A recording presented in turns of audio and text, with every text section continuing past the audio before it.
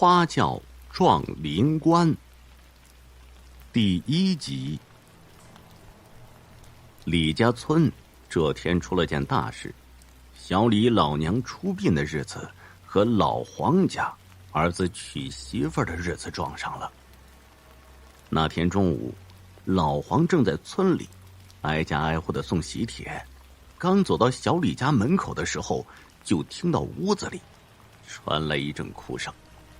老黄进门一看，病榻缠绵多年的小李他娘去世了。老黄喜帖也没有送出去，直奔家中，一进门就把老伴儿拖过来。哎呦，坏了坏了坏了，小李他妈死了。黄大娘就说：啥时候啊？老黄：哎呀，刚才我去送喜帖的时候。黄大妈说：哎呀，我看那老太太也活不太久了，死就死了呗。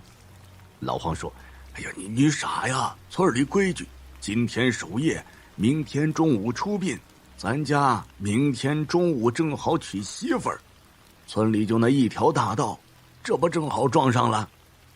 黄大妈：哎呀，可不是嘛，这可咋办呢？哎呀，我打电话给儿子，把日子改了。你打了也白打，这日子都是算命算好的。再说了，小黄跟他媳妇儿同事的喜帖可早就下了，你说改就改呀。那我就让小李拖一天去。老黄急忙活的又跑到小李家去敲门，这敲了一会儿没动静，低头一看，上锁了。哎呦，肯定是到亲戚家报丧去了，这可咋办呢？老黄跑到村长家，进门，老黄就抓着村长的手。哎呀，村长啊，出大事了，小李他妈死了，这事儿你知道吗？村长说：知道啊，刚才小李还来报过丧了，我这正想着召集村里的管事的去给操办操办呢。老黄说：可是啊，你知道明天我家娶媳妇儿啊。这老村长一拍脑袋：哎呦，我把这事儿给忽略了，这可咋整啊？村长在屋里是走来走去，半天没个主意，一会儿拉着老黄说：走去找村里头管白事的老牛头去。二人又小跑着到了老牛头家，老牛头正好要出门，大门锁都挂上了环扣，就见自己2个好友匆匆赶来。老牛说：村长啊，哟，老黄也来了。老黄还没开口，老牛头就知道了。我知道了。小李刚才一来报丧，我就知道了，我正琢磨着怎么办呢。按理说让小李家拖个1-2天也没事儿，可是你看这大热天的咱们村儿也没个冷冻设施，这人要搁上2天肯定都臭了。那让李太太带着有味的身子走，他家肯定是不让啊。老黄就说：可是我家的喜帖都发出去了，这日子没法改呀，有些亲戚道远，这就现在就道上呢。村长也愁：哎呀，这日子赶得太巧了啊。老牛头你这懂白事再想想办法。老牛头就说：小李家在村中，老黄家在村尾，村里就一条大道。要是老黄家在村头，让小李家压压时间，你们直接进家门了，事情就躲过去了。可现在老黄家在村尾，是怎么也过不去的。死人走阴阳路，那是看时辰的，小李家的时辰是肯定不会动的，而你家结婚，那时间也要卡好，这时间卡得太死，可真不好办呐。村长说：也是啊，到时候小李家的花圈往他家门口一摆，你家新媳妇儿可就不能背着进家门了，只能用车拉着，还不能看见花圈，如果人一乱，出点岔子，对谁家都不好。老黄就说：“哎呀，这可不是嘛！老牛头啊，你再看看时辰，不行，我家就提前进村，给他家让路就是了呗。”老牛头拿出老黄历，要了小黄跟他媳妇儿的生辰八字，在纸上演算起来。经过好长的时间，老牛头说：“没有好时辰，只能挑巳时，就是明天早上9点到11点这个时辰。这个时辰比午时差点儿，不过也没得选了。”老黄就问：“哎呀，那我们还要准备什么吗？”老牛头说：“你要准备的太多了。首先，今晚12点，你到村口给李老太太烧香烧纸，让她回避一下新媳妇儿。记得要先烧纸后烧香，最好摆下贡品。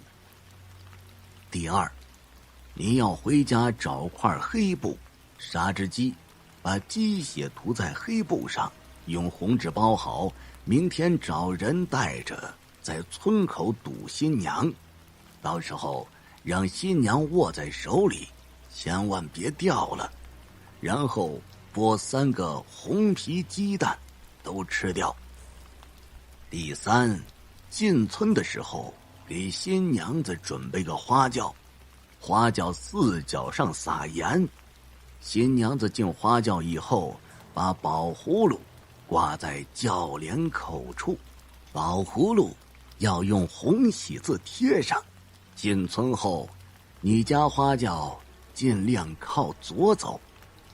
第四，新娘子进村后，路过小李家后，让他低头，抬轿子的到了他家门口转3圈，一转圈，新娘子就要双手合十，心里默念大吉大利。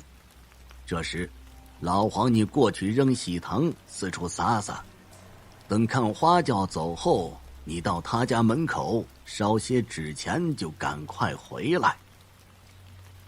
第五，等过了他家后，找3个人在轿子后拉起红布，走出81步，放下轿子，让新郎官把新娘背回家就可以了。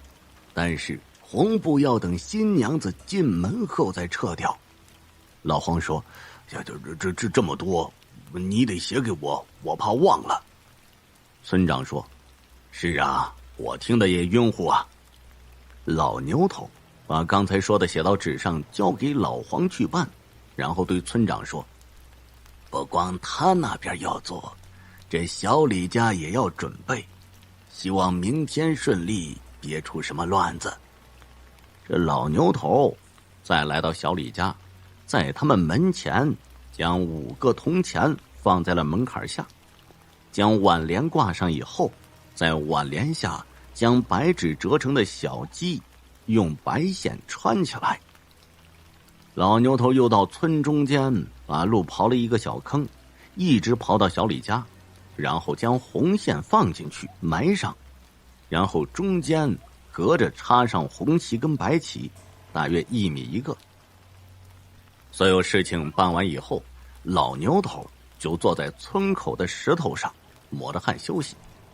忽然老黄急匆匆地跑了过来，拉着老牛头：“哎呀，老牛头啊，我儿媳妇的奶奶非要中午12点进村，说这是个大吉大利的时辰，那老太太贼犟，家里人劝了很多遍都没劝明白。老太太当家做主惯了，谁都惹不起呀。好话说尽了，可老太太说不按午时那个时辰，就是老天不允。老天不允的婚姻成了也是枉然。哎呀，我真是没辙了。”这老牛头一下傻眼了，真要按12点来，各方都冲撞起来，他就算是大罗真仙来了也救不了。老牛头强作镇定，拉起老黄：“没事，一切自有天命，有我在，啥事都没有。”老黄跟老牛头对于明天会发生什么，这谁心里都没底。夜半，老黄来到村口，点燃黄纸，再点上香，摆上贡品，东南西北各拜了一通。他一边磕头一边说：“李老太太，以前的事情都过去了，明天我儿子结婚，你可不能乱来。如果我有什么对不起你的地方，都这么多年了，你也不要怪我。”说完，他磕了3个头，便急匆匆的回家了。路上刮起一阵阴风，贡品被刮得到处乱滚，地上烧得差不多的黄纸本该灭了，可这个时候却突然着起火来，插在泥里直立的香也断成2截。第二天天亮，老黄总觉得心神不安，他早早的跑到小李家砸门。小李守了一夜的孝，也正好没睡，出门开来一见是老黄。“大伯，什么事啊？”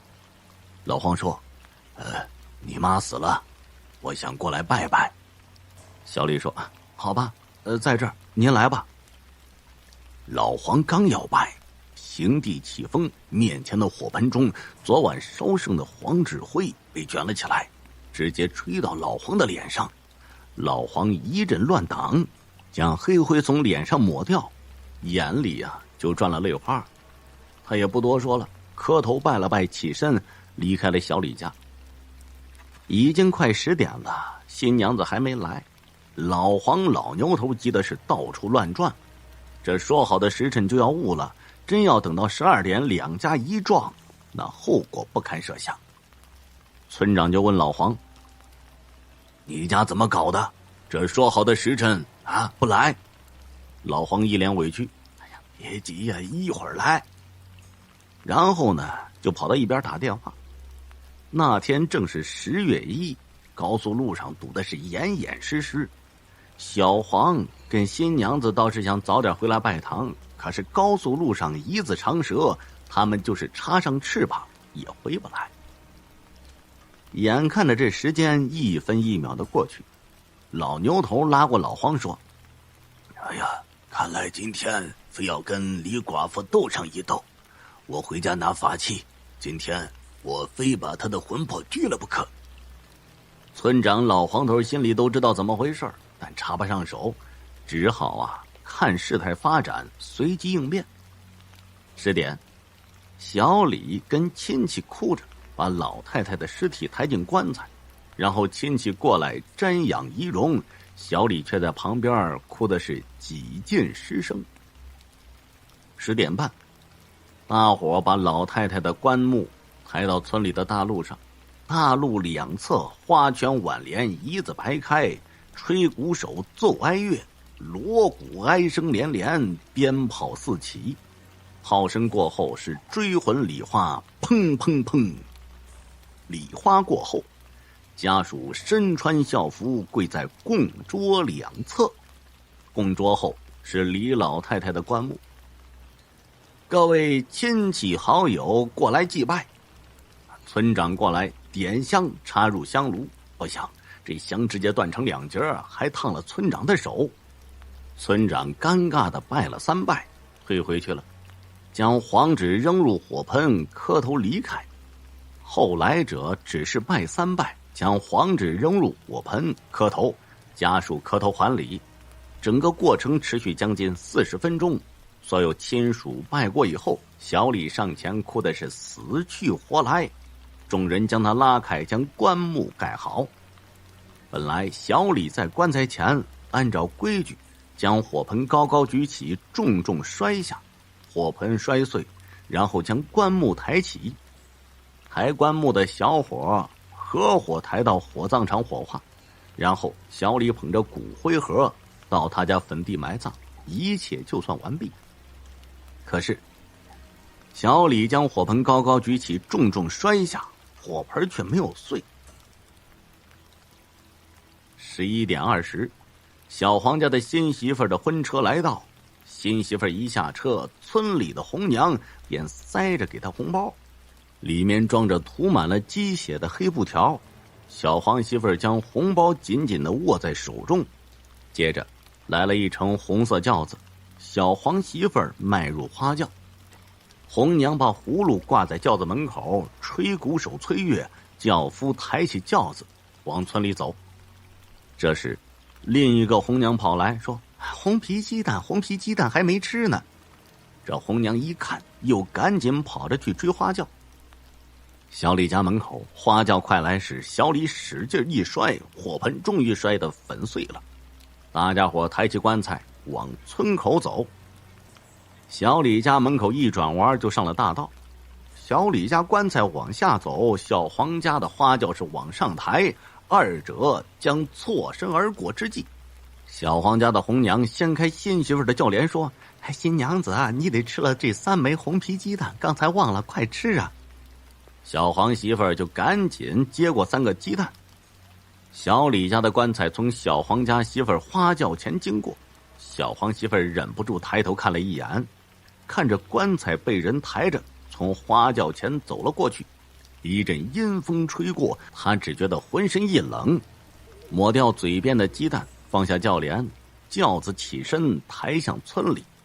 到了村里，小李家门口附近，花轿开始转圈，小黄媳妇便觉得头晕目眩，要呕吐，哪里还顾得双手合十。花轿转完3圈，朝着老黄家抬去。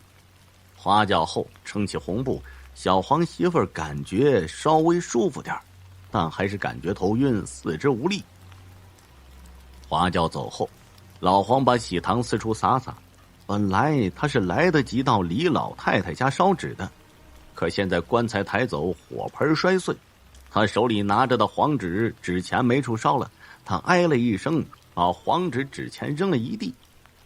小黄媳妇儿晃晃悠悠下了花轿，一下花轿便披上了红盖头，然后让人抬着进了家门，有2个红娘搀扶着，来到火盆前。新娘跳起迈过火盆，红娘说：新娘过喜盆，日子红红又火火。进入前厅，新郎新娘手中各拿着一个绣球进入后厅。后厅中，老黄与黄大妈在上座，新郎新娘拜过高堂，行完礼就被送入洞房了。新郎把新娘扶到卧室，然后由红娘扶着新娘踏用红纸包裹的金砖，新娘踩着金砖坐到床上，从衣服里掏出红包送给红娘说：谢谢2位贵人，新娘万福，新娘早生贵子。红娘说着便退出了卧室。小黄呢是今天的新郎官，他当然高兴兴奋，敞开豪饮，经久不拒。因为高兴，他今天喝得特别多。夜里，小黄晃晃悠悠进入洞房，他将桌上的酒壶端起，倒了2杯酒，走到床前，一杯自己留着，一杯递给新娘子。小黄说：小雅，我会一辈子对你好的。新娘子与他喝过交杯酒，小黄将新娘的盖头慢慢的掀起，他愣住了。只见一个老妇人涂脂抹粉，发戴金冠，正眯着眼睛乐呵呵地瞧着他。小黄以为自己喝醉了，揉了揉眼睛，没想到新娘子抬起手来摸着他的脸：孩儿啊，娘的孩儿啊，娘这是看你最后一眼呐。小黄吓得直接晕倒，老太太圆了圆也离开了。新娘子白眼一翻，晕倒在床上。守在门外的红娘觉得不对，推开门一看，发现一对新人都昏倒了，吓得赶紧跑到前院去找老黄。老黄听到以后，赶紧拉着还在喝喜酒的老牛头过来。老牛头过来检查一下，说没多大事，老太太已经走了，接下来让这对小夫妻喝几天的薏米驱驱邪就好了。众人纷纷放下心来，就离开了。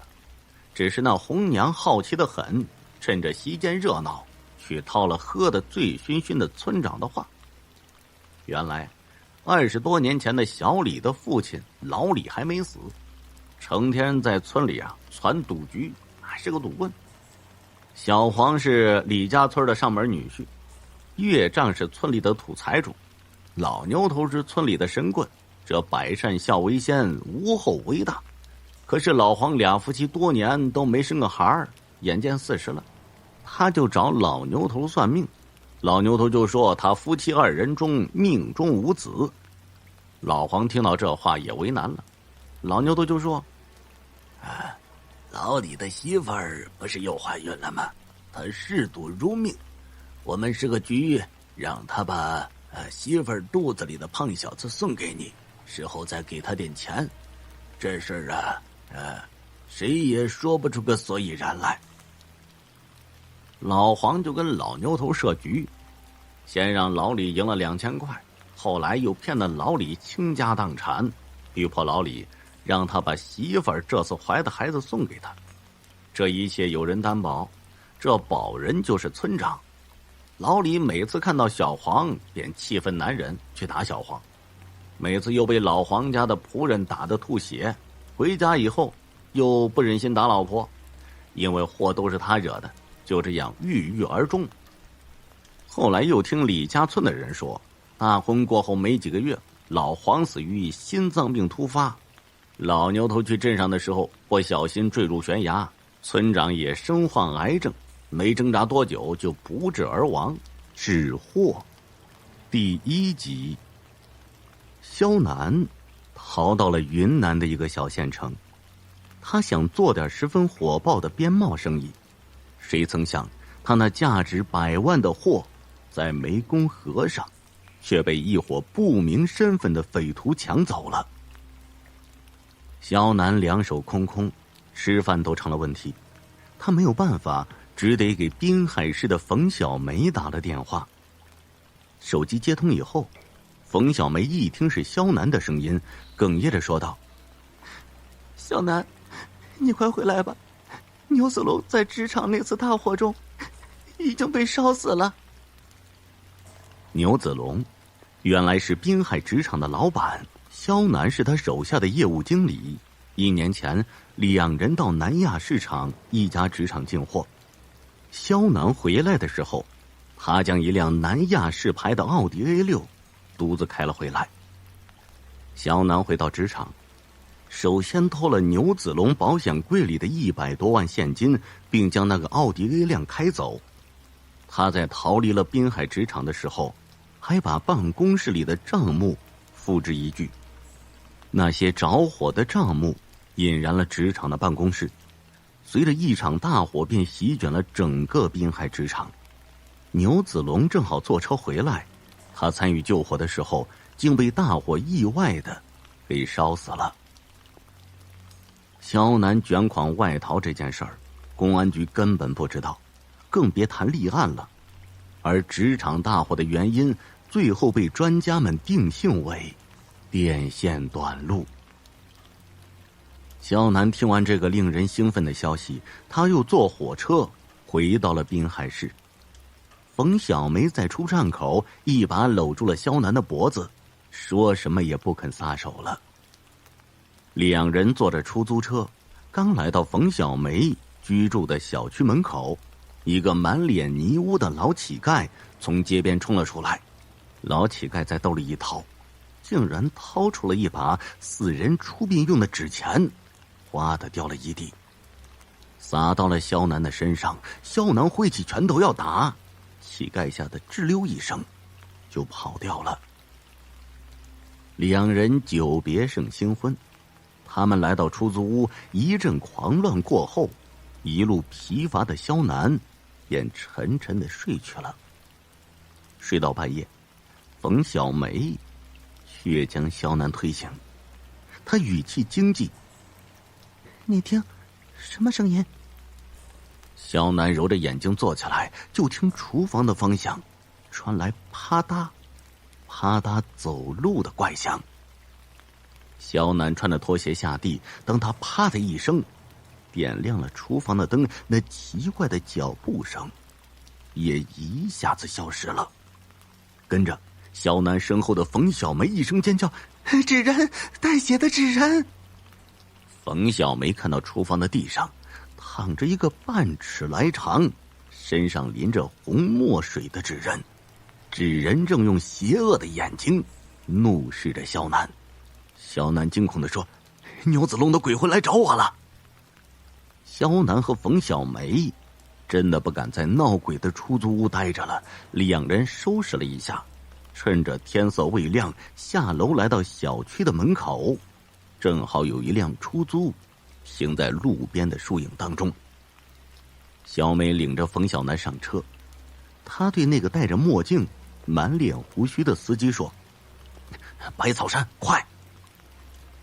百草山距离滨海市只有30多里路，那是一座突兀的荒山。冯小梅也不敢问肖楠去那里干什么。两人坐车一路颠簸，半个小时之后就来到了目的地。肖楠还没有下车，那司机摘下墨镜，掏出匕首，满脸杀气的对肖楠说：“还认识我吗？”肖楠惊叫道：“牛子龙，你怎么没有烧死？”牛子龙以前是滨海市蓝色浪漫舞厅的陪舞男，他以壮硕的身材、潇洒的舞姿，很快征服了南亚市的一个富婆程瑶。程瑶的丈夫名叫沈老三，沈老三在南亚市有一座大型的造纸厂。牛子龙和程瑶勾搭到一起，他借助程瑶资金的支持，3年后牛子龙也有了自己的纸厂。1年前，肖楠开着沈老三那辆奥迪 A6 回来的时候，奥迪车的后备箱中载着的却是一只小保险柜。程瑶在南亚市过了一个私家侦探，最后查出了她丈夫在外面包养小三的消息。程瑶打电话让牛子龙尽快赶到南亚市，两人要好好的商议一下如何对付沈老三。牛子龙和程瑶经过密谈，决定利用煤气让沈老三在这个世界上彻底的消失。计划开始之前，肖楠就开着奥迪 A6 将程瑶放在小保险柜中的金银细软全部运回了滨海市。除掉沈老三的计划是这样的：沈老三生日那天，程瑶先给丈夫打电话，以在家庆生为名让他回家，并借机将沈老三灌醉。沈老三醉倒之后，由程瑶伪造一个煤气煮水，一壶的热水浇灭了煤气的假象。随着屋子里煤气的弥漫，程瑶立刻躲在浴室去洗澡，并打开浴室的排风扇。半个小时后，程瑶在用手机给120急救中心打电话求救。急救中心医生赶过来的时候，沈老三已经死亡了，而程瑶只是昏迷而已。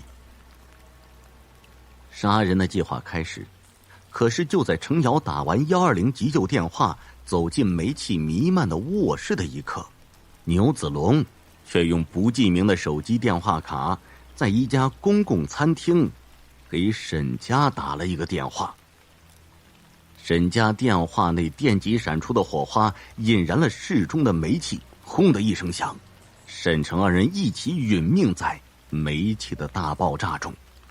程家煤气爆炸案，牛子龙虽然有不在现场并在餐厅里用餐的证明，可是他依然受到当地警方的严厉调查。很显然，牛子龙和程瑶的关系已经被公安部门掌握了。牛子龙被调查了7、8天，这才心惊肉跳地回到了滨海市。他为了洗清自己，便利用造纸厂办公室着火的机会，让纸厂的电工制造了一次电线短路事件。随后一场大火在纸厂内冲天而起。牛子龙随后打昏那个帮他制造电线短路的电工，然后将自己的衣服给那个电工穿上。这个电工是外地人，他无父无母，孤身一人。这个电工和牛子龙的形象体貌都很像。电工替代牛子龙被烧死以后，牛子龙就彻底摆脱了公安局对自己的调查。牛子龙在逃离火场的时候，一张脸烧伤了好几块。他养好伤以后，在一个暗夜，用偷配的万能钥匙，悄悄地潜进了冯小梅的房间。牛子龙强暴了冯小梅，并将整个过程录像。牛子龙经过威逼利诱，迫使冯小梅成了他的情人兼死党。冯小梅出现，将肖楠骗回滨海市之后，厨房出现的怪声脚印以及地上的血指人，都是他们吓唬肖楠的手段。可在小区门口，那个对着肖楠撒纸钱的乞丐，却和牛子龙一点关系都没有，因为这个乞丐名叫沈老大。程瑶包养牛子龙的事情早就被沈老三知道了。沈老三为了除掉程瑶，他早在半年前便找到了沈老大。沈老大经过周密的思考，终于想出了用煤气除掉程瑶的计划。沈老三生日这天，他要用庆生为由回到家里，然后假装喝醉，并醉倒在床。程瑶每天睡觉前都会泡一个热水澡，这个时候程老三要干的就是用水壶伪造一个水沸腾后煤气被浇灭的假象现场。接着沈老三再用一个装满活性炭的布袋捂到煤气灶的灶头上。煤气是一种无色无味的气体，为了防止煤气泄漏，煤气公司会在煤气里面加入臭气刺鼻的硫醇。硫醇可以提醒人们煤气泄漏，那个装满活性炭的袋子就有去硫醇臭味的作用。程瑶泡澡需要半个多小时的时间，这时候无色无味的气体在浴室内扩散，相信他很快就不省人事了。沈老三则躲到阳台上透风，他自然远离了有害气体。沈老三怕煤气爆炸会对自己的生命产生威胁，他就将家里的手机和电话、家用电器等全部关闭了。可是阴险的沈老大站在楼下，他用戴着手套的手指按下了沈家的电门铃，门铃电机产生的火花引发了沈家的煤气大爆炸。沈老三即使在阳台上也没能幸免。沈老大杀人的计划可谓是天衣无缝，但公安局的指纹专家还是在沈老三家下的垃圾桶中找到了一只胶手套，并在胶手套内部成功提取到了沈老大的指纹。沈老大觉得风声不妙之后，揣着一把高仿的5.4手枪开始了潜逃。他在银行的存款也被冻结了。沈老大逃亡的过程中变成了居无定所的流浪汉，最后他一路逃到了滨海市。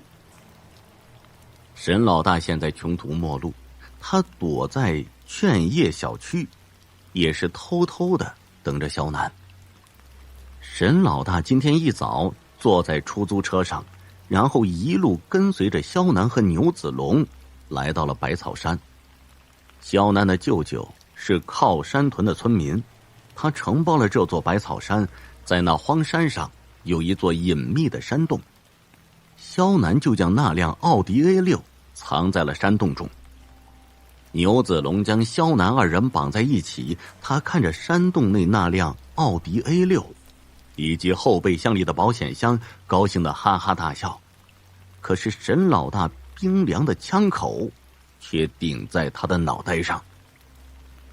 沈老大恶狠狠地说：“我现在就送你上西天。”牛子龙满脸惊讶：“你是沈老大？”牛子龙借着说话的机会，摸出匕首，扑哧一声，刺中了沈老大的胸口。身受重伤的沈老大连连扣动手枪的扳机，可是枪里的子弹哑火，没有打响。牛子龙看着重伤倒地的沈老大，他发动了奥迪车，并将奥迪车呼的一声开到了洞外。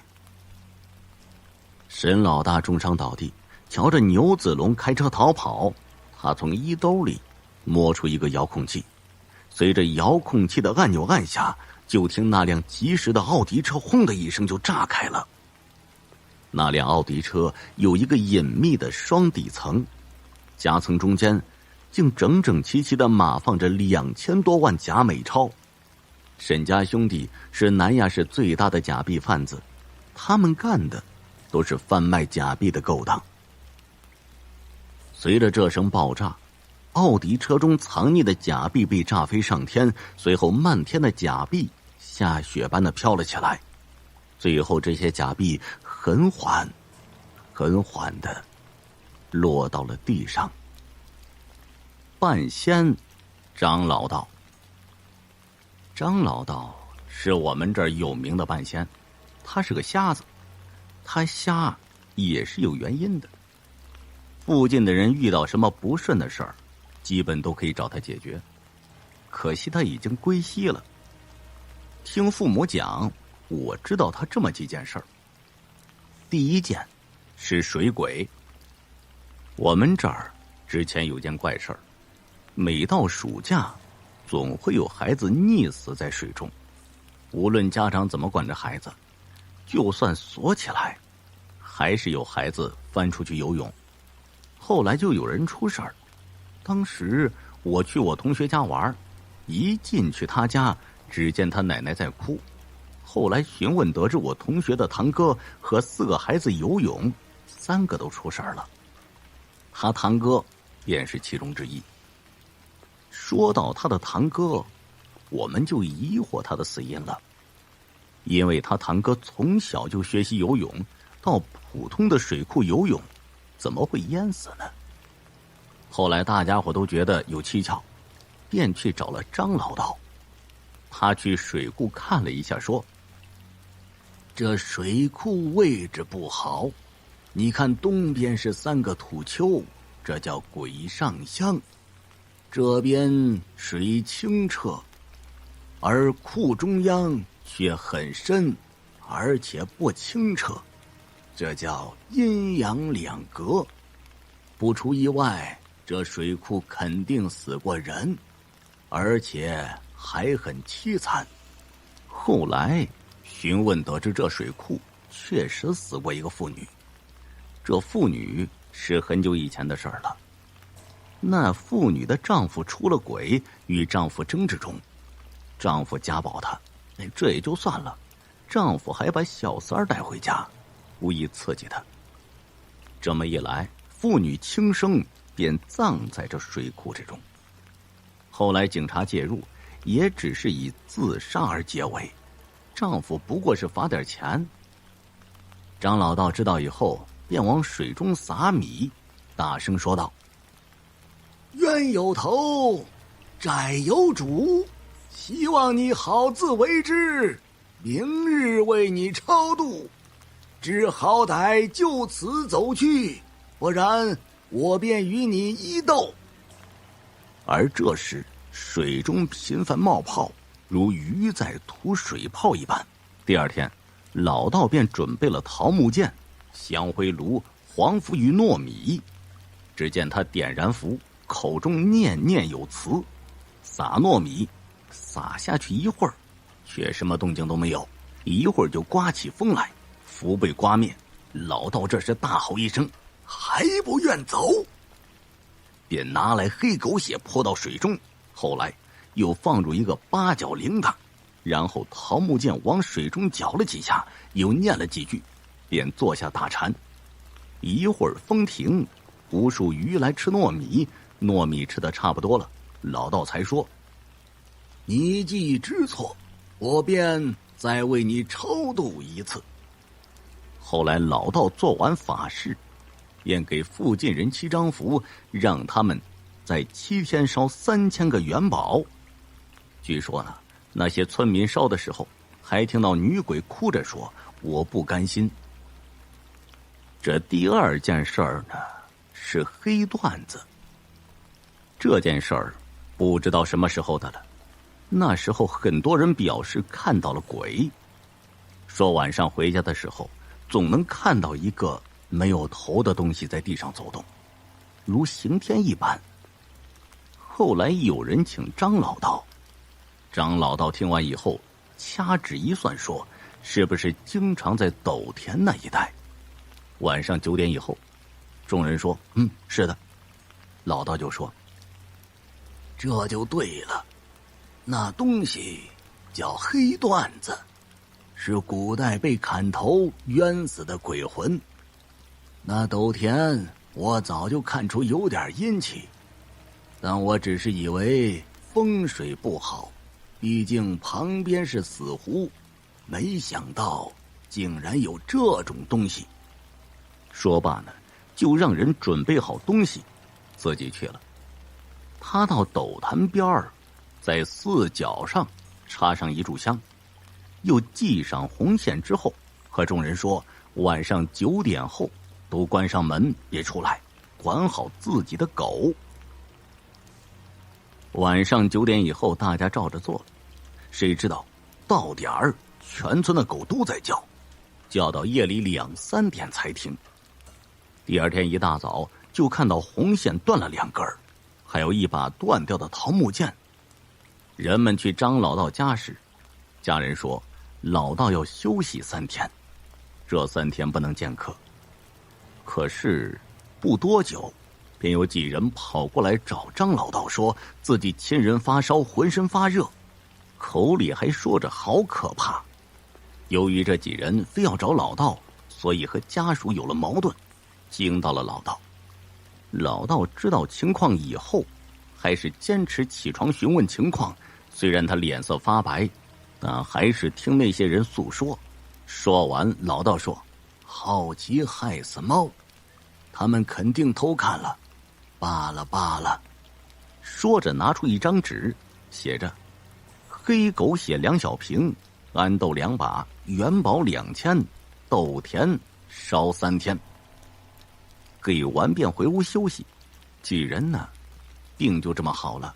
后来得知，确实那晚偷看了。这第3个讲的是3打香头。老道还有一个绝活，就是打香头。一些在亲人死后，想知道亲人过得如何，便找老道打香头，就是让老道找鬼上身，与他们对话。但是不能轰吵，否则便会把鬼魂吓走。据说非常的准。这有户人家小孩夜里老是做梦，总是哭着说叔叔死了。过2天，果然工地出事儿，叔叔就死了。但后来并没有停歇，而是小孩老是哭着说叔叔说他要手要膀子。众人想知道发生了什么，便让老道打香头。老道要了生辰八字，死的时辰，便点上香，念了一些咒语，便睡在床上。过了一会儿，一个40多岁的男子说道，侄子，难为你了，叔叔也不想，可是叔叔真的不想没有膀子没有手啊。小孩爸爸说，哥哥呀，你有什么事你就直接说，别为难我孩子了，有什么弟弟帮你解决。老道子说，弟弟呀，哥哥也不想，可是我生前最喜欢这孩子，只是啊，只能托梦给他了。哥哥死得惨，膀子手都没有收齐，你帮哥哥把手和膀子找来，在我坟前烧了就行。可是弟弟不知道在哪儿找到啊。在我死的几里地里，你找找啊。3天后不烧给我，不然哥哥还得托梦啊。我走了。说完，这老道呢就不再说话了。过了一会儿，起身伸了个懒腰，那人果然在几里地里发现了残肢，找了殡仪馆的人，才把残肢给烧了。后来那孩子便没事了，据说打香头很伤元气，所以老道1个星期才打2次。接下来讲的是眼瞎，这是附近人传的最厉害的事儿了，有几种版本，说法最多的是斗蛇。这种说法说老道本是山东人，山东多山，老道年轻的时候便在那谋生。那时候山里老有羊丢失，老有人被影子吓到，找了许多道人，看了一下，便慌慌张张的走了。直到找到了张老道，看了一下，说这山里有条蛟蛇，本来呢差点化身为龙，可惜了，最后还是动了贪念，成了蛟。叫乃人间龙，一般人呢不敢去，可是我就不信这个邪，要去跟他斗一斗。真是初生牛犊不怕虎。后来斗的过程呢不为人知，只是后来那里不再丢羊，怪事也结束了。倒是老道的眼睛瞎了，人们问他时，他说：“怪我初生牛犊不怕虎啊！不过除了那东西，也算积了阴德吧。”说完以后呢，就从那儿消失了。后来就来到我们这儿，据说来这是因为我们这是龙墓所在，蛟龙不敢来报复。老道已经去世1年多了，这些故事不知真假，但还是希望他这种好人在阴间能过得好。枯井，我并不喜欢和陌生人打交道，但后来逼不得已，只能这样了。村的东头有一口枯井，很深。我曾经用一颗石子试过，具体不知道多深，反正深的可怕。自从中学以后，我就很少回家了，回家也不过是跟小伙伴一起玩耍，而我并没有小伙伴，所以回家也是一个人无聊的待着。又是1年暑假，我一个人无聊的在村子里转悠，漫无目的。天已经黑了，而我喜欢这夜色，并没有回家的打算。反正我一个人，不知不觉我竟然来到了那枯井的边上。如果把井口的粗细跟一棵大树做比较的话，我想那棵树至少要2人才能抱得住。我慢慢的移步到井边，从旁边摸到一个小石子扔进井里，凑上耳朵去听。过了好久，什么声音也没有听到。我想可能是石子太小了吧，于是我从不远处找了一块半截的砖头，使劲的砸井里。这一次还是什么也没有听见，这激起了我的愤怒。我发疯似的又一次的把可以扔的东西扔到井里，但始终没有得到回音。就在这时，我的身后传来细碎的脚步声，声音不是很远，我便找了个地方偷偷的躲起来，等他来了吓唬吓唬他。从那个人的身影看，应该是个男人，但是走路的步伐又不像，自然下垂的双臂好似生硬的不会摆动。夜色很暗，我看不清他的脸。他晃晃悠悠来到枯井旁，慢慢的停下，好像在对着井口发呆。我觉得我机会来了，我要吓他一下。我压低自己的声音，诡异的说道：“我是鬼，我要吃了你。”看着那人一动不动，我把声音提高了几倍，但是那人依旧无动于衷。我突然觉得不好玩了，站起身来，慢慢的向那个人走去。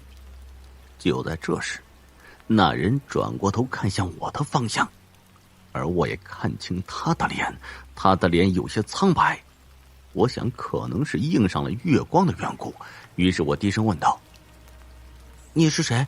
大晚上跑这里干嘛？”他没有回答我，我隐约看到他嘴角浮现了一抹笑容，还有鄙视的目光。那笑容很诡异，目光仿佛能够穿透一切，这让我有些不知所措。我甚至都能想象得到接下来发生的一切。这个男人转身向我走过来，我有点害怕，但没有跑掉的地步。因为我毕竟是一个人，从来没有依靠。让我意外的是，男人走到我的身旁，僵硬的胳膊竟然抬了起来，放到我的肩膀上。他并没有说话，呆呆的看着我，只是目光比刚才柔和了许多。我疑惑的看着他，想要从他深邃的眸子里得到一些信息。然而这都是徒劳，他柔和的目光好像在看着自己的孩子。自从父亲在我小时候离开了我就不曾看到过那样的目光。当我手中的石头砸中他头部那一刻，我又看到父亲躺在血泊里看我的目光，那是这个世界上我唯一的东西，却被这个男人夺走了，只是为了一个秘密。这也是父亲临走时告诉我的。在父亲差不多跟我一样大的时候，有2个很好的兄弟，大龙和小伟。有一次他们贪玩来到村边的枯井边上，大龙好奇地打量着这枯井，竟然提出想要看看这枯井有多深，下面究竟有什么。我父亲犹豫再三，却始终拗不过这2个人，于是找来绳索，小伟就成了下去探深浅的人。当绳子放到一半的时候，意外却发生了，可能是绳子没有承受住小伟的重量，被磨断了。这时井里传来小伟的一声惨叫，惨叫声一直在井里回荡。父亲和大龙被吓坏了，父亲还是最先理智下来，准备去村里找人求救，但被大龙制止了。理由很简单，小伟生还的可能性很好，而他们2个将会被视为杀人凶手。父亲怯懦了，而这次怯懦让他在后来的10几年活在忏悔之中。然而事情并没有这样结束，大龙自那件事以后就离开了村子，去城里打工了。小伟的家人依旧倾尽所有家产寻找小伟的下落。父亲不忍心见到他们为自己犯下的错误而在绝望中生活，于是找来大龙商量，想告诉小伟父母事实的真相。那天我放学回到家中，只有10来岁的我看着倒在血泊中的父亲，我的世界瞬间崩塌了。而父亲跟我说的最后一句话是不要报仇。那个男人后来的几年，只要回来村子里，就会到井边看看。也许他是在忏悔，但我并不觉得，在逝去的生命面前忏悔，只会让他得到更多的宽恕。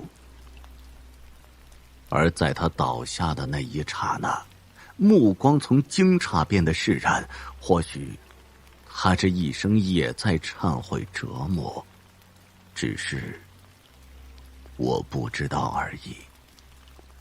片头长发人第1集。竿头，你听说过吗？这是一个方言词语，意思和孤儿相差不远，但又有区别。竿头在我的故乡，既是指没有爹娘的孩子，同时也指单亲家庭的孩子。我就是竿头，起码别人是这样称呼我的。原因很简单，我没有父亲。我的父亲莫名其妙的失踪了，确切的说，是人间蒸发了。这件事儿，多年以来一直刺痛我的心。来到 K 市以后，我从未对任何人提起，包括我最贴心的哥们儿马三。事已至此，况且我已经成年了。最近竿头2个字淡出了我的记忆，今天让我拉开功利的距离，用审美的眼光回顾过去，敞开心扉，讲给每个亲人们。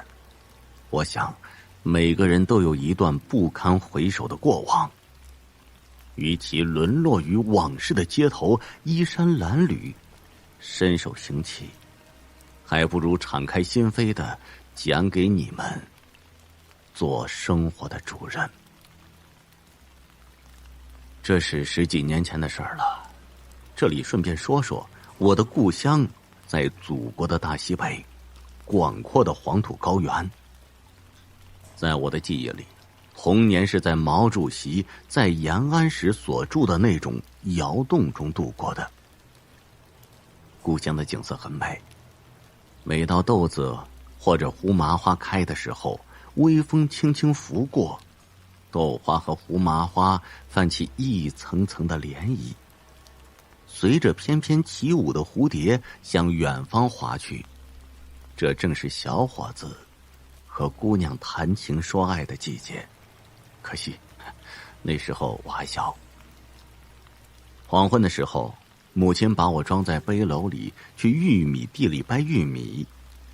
牧羊的姑娘们赶着晚归的牛群羊群，脸蛋儿被晚霞映得红红的。再大一些，秋天便可以带着花狗狗去山谷里带肥美的野兔了。闲话少叙，书归正传。总之呢，我的童年在我父亲失踪之前是快乐的。家里的地不少，虽然都是旱地，起码有60多亩。记忆里父母都是很辛苦的，尤其是春耕的季节里，父母都会半夜起来套牛，我经常会被吵醒。母亲帮着父亲套好牛后，就在炉灶旁鼻涕一把泪一把的用麦禾烙饼子，父亲就早早的趁着天黑凉快赶去地里了。晨曦里，我常常会被母亲叫醒去田里送饼子。每当到田里时，父亲早就翻出了好几亩的新土，而我的一杯水也在崎岖的山路里，由于贪玩会洒得剩下半杯。父亲也不怪罪。我常常利用他吃饭的当，躺在田地里打滚儿，看着天空的小鸟叽叽地飞过。记得那天早晨，雾气很浓，能见度不足5米。我和往常一样，挎着篮子饼子，提着一杯水去给父亲送饭。来到田里，我跟着父亲翻出来的仅有1米宽的新土，从田地这头走到那头，啥都没找到。奇怪，每天他这个时间都能翻出好几亩地的，今天怎么了？人去哪儿了？开始的时候，我以为他去耕别的地了。我跑遍了所有的地，山腰的、沟底的，一杯水洒的只剩下了一大口，我没忍住喝完了。可是快到中午了，雾也散了，远远近近看得十分清楚，可还是找不到他。何况还有2头大黄牛呢，到底哪儿去了？我垂头丧气地回到家里，累极了，坐在院子里的大杨树下休息。母亲从山坡上背来1背篓的青草，我远远地迎上去，来到树下。母亲看到篮子里的饼子一个不少的送了回来，生气地问我去哪玩了。我把经过的说了一遍，母亲急了，我和她再次去找。整整找了1个下午，10里8乡跑了个遍，就是不见父亲的踪影。再看那耕过的1米宽的田，人和牛的踪迹在地头就消失了，仿佛被什么东西凭空的提走了。田地里的野草寂寞的生长着，似乎这一切从未发生。就这样，父亲人间蒸发了。在父亲失踪后的一段时间里，母亲常常哭到半夜才睡，或者半夜醒来后接着哭。我经常被吵醒，跟着母亲一起哭。我有一个姐姐和一个弟弟，当时我们还小，可想而知，母亲肩上的担子能有多重。农村的女人比城里的男人还要厉害。如果说她们是花，我觉得也应该是菊花。虽然青春短暂，生命力却顽强。我的母亲也是一样，没过多久她就振作起来，除了给我们3个孩子缝补浆洗，田里的活她也是一把强手。从春耕到秋收进行的很是艰苦，却还是挺下来了。只是很少再能见到母亲的笑容了。她给我们的颜色不是忧愁的，却是严厉的。话说穷人家的孩子早当家，我懂事早，所以母亲也经常对我说一些话。不好意思，说着说着又跑偏了。母亲还是和往常一样，后半夜照旧起来，烙上一打饼子。有一天早晨，母亲叫醒我吃饭，吃完饭后，她犹豫半天，突然说：“最近我半夜听到你爸在地里吆喝牛。”我既惊喜又害怕，父亲还活着吗？要是活着，为啥不回家呢？这天后半夜，我被母亲吵醒了。微弱的灯盏下，她正在烧开水。我壮了壮胆，拿出电灯出了门。走的时候，告诉母亲自己是去解手的。父亲失踪时，耕的那块田离家不远，大约10几分钟的时间就能走到了。夜里很黑，电灯泡不怎么亮。虽然装有3节电池，但由于时间久了，灯光只有碗口那般大，昏昏黄黄的，倒不如灭了还好些。我心里突突的跳着，周围安静极了，以至于感觉到耳朵是多余的。人往往在这个时候容易产生幻觉，心理素质差的人估计会疯掉的。呵！快到地头的时候，突然被一个声音给吓软了，人不由自主的跌倒，想跑，当时感觉双腿被抽掉了骨头棒子，只有一滩烂泥。这声音非常的熟悉，以前父亲在的时候，半夜我经常被他套牛的吆喝声吵醒，这分明就是他的声音。但是此时不同，我不敢贸然的喊他。据说鬼夺人灵魂的时候，就会伴随着熟人的声音喊你的名字。第一声你不能答应，第2声也不能答应，喊过3声以后，如果是鬼，他的声音就会渐行渐远；如果是人喊你，他的声音依然洪亮，感觉就在你的附近。这是老人们说的，是说在黑夜或者看不见情况下识别鬼和人的方法。与其说老人们迷信，还不如相信他们的经验。俗话说，人能活到老，经验经不了。当然，我听到了父亲的第2声吆喝和第3声吆喝，声音很自然，感觉就在前面不远处。我大喊一声爸，没有任何回答，再喊他还是不理我。我壮起胆子向前摸索，父亲的皮鞭声，2头黄牛的喘息声，还有犁翻出新土的呼呼声，是多么的熟悉呀！一切就在跟前，就是看不见。我记得再喊，倒霉的是电灯也打不开了，父亲还是没有理我。皮鞭在耳边呜呜的飞过，凉风嗖嗖，牛喘息着，犁翻着新土渐渐远了。我追到田那头，就听不见声音了。我确信就是父亲，没有哪个儿子是对父亲不熟悉的，可他为啥不理我呢？回家以后，母亲等急躁了，她怪我时间太长，我撒谎说肚子疼，蹲的时间久了些。之后就睡着了。梦里我梦见一家人又团聚了，梦见父亲说他去后山开荒了，还带回来很多西瓜。第二天夜里，我依旧和母亲一起醒来，这次不是他吵醒的，而是惊醒的。我做一个奇怪的梦，梦见父亲和牛被绑在田头的一个木桩上，父亲向我招手，示意我去帮他。我告诉母亲去尿尿，母亲从皮箱里取出3节新电池给我装上。不错，灯的确亮了很多。这天晚上我胆子大了很多，因为我知道那是父亲。出了门，我几乎是跑着去田里的，电灯也一直亮着。不一会儿就来到田里，今晚这里静悄悄的，一点声音都没有。我顾着跑向田地的另一头，当我快到的时候，我听到一个人的喘息声，仿佛就在后面追着。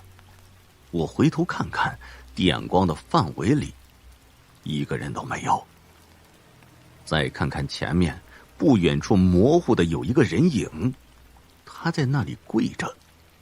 这不正是父亲吗？我一阵惊喜，大喊了一声爸爸，就向那人跑了过去。你不懂一个孩子在长时间失去父爱以后的感觉。当时我激动的几乎忘了看清楚他，当我反应过来，已经站在他的背后了。爸，我哭了。刚刚想附在他的背上，这时他慢慢的转过头来，脖子发出机械摩擦般的吱吱声，让人听着汗毛倒立。灯光下，半米多长的头发垂在胸前，他的脸部惨白，没有任何表情，像是假人一般。眼睛却是夺人魂魄，红红的，像是要吸取人血。嘴巴微微张着，这哪里是我爸爸呀？我一时呆在那里。这时他慢慢抬起一双长满黑毛的双手，做出要抓我的姿势。啊！我吓得丢掉了手电筒，疯狂一般的往回跑，不知跌倒了多少跤。至于后面啥情况，我没有回头看的机会。回到家后，我一把推开门，母亲正在烙饼，被我吓了一跳。此时我的衣服被冷汗湿透了，没敢告诉母亲，说是自己家的花狗追我，我就反锁上门，上炕钻进被窝，腿摔得生疼生疼。这件事后来我告诉了母亲，原因是她看见我瘸着走路，那天晚上我摔得不轻，瘸了好久，她吓得吐舌头，面色增添了几分忧愁。至此，我和母亲再也没有听到吆喝声，生活也渐渐的变得平静起来。只是我对于那块田地心有余悸，仿佛是生命的禁区，从此再也不敢去那里玩了。可是生活总不会让你平静的，尤其是对于那些可怜人太刻薄了。这种日子大概有1年多的光景，我那小小的家又迎来一个灾难的岁月。有好几个晚上，母亲总会叫醒我们，院子里是熟悉的脚步声，父亲的脚步总是厚重的，走起来腾腾腾的，踏得半个院子颤抖。然而多少个夜晚，在希望和惊吓中，我们拉开窗帘，把电灯照在院子里时，空阔的院子里却啥也没有，唯有那棵大白杨。淡淡的月光下，树枝的影子鬼爪般的胡乱的舞动着，只是听得那脚步声渐渐走远了。那些夜晚，大花狗会汪汪的叫到天明，听它那凄凉的嚎叫，让人更加担心。小小的院落里，娘几个被笼罩在恐怖的氛围里。终于有一天，我们再也忍受不住了，母亲带着我去镇上给舅舅打了一个电话。第二天，舅舅带着几个小伙子，坐着一辆我第一次见到的大卡车，收拾了家里的所有细软，搬来了 K 市，唯独留下了我的大花狗。现在我已经长大了，想想这10几年前的事，心头百般滋味掠过。昨晚朋友马三从英国回来了，他看完我的故事很是惊讶。他是武术世家的孙子，我俩正筹备着2把上好的大刀，打算改天去久别的故乡会会那个田头长发人。不知他还在不在，说不好父亲的失踪和他有密切的关系呢。